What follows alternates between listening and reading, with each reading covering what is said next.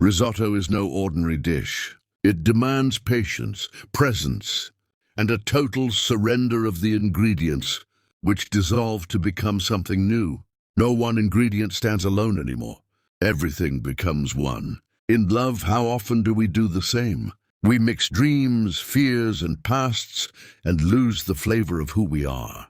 Carl Jung once said, "Surrender is only true when it comes from wholeness, not from lack."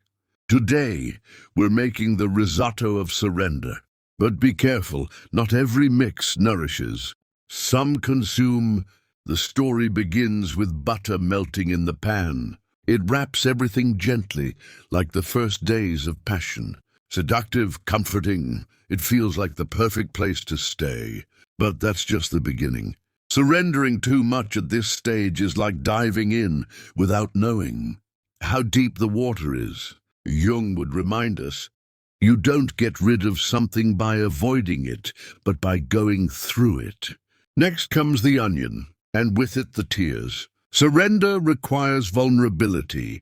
Cutting onion stings, but it's part of the flavor. Many skip this step.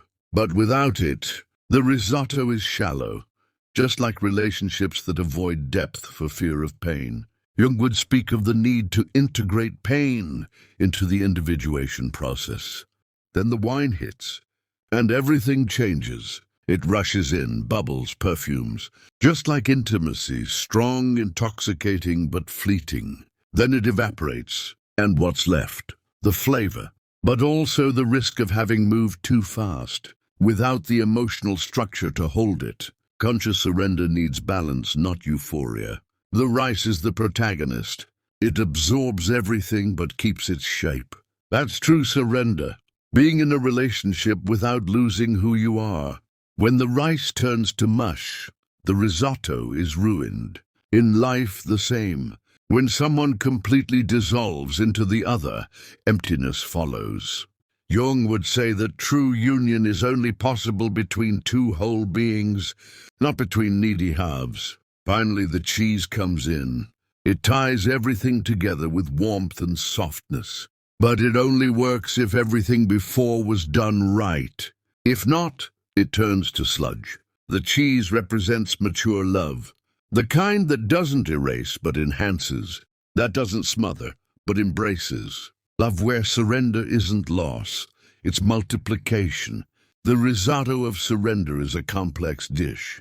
Beautiful, yes, but it demands care at every stage. Otherwise, it becomes a bland mess.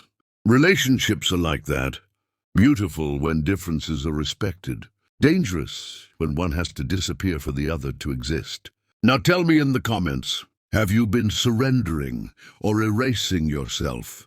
Are you firm rice, or have you turned to mush? Like, share, and subscribe if this story stirred something in you. Here we mix psychology with flavor and serve reflections that feed the soul.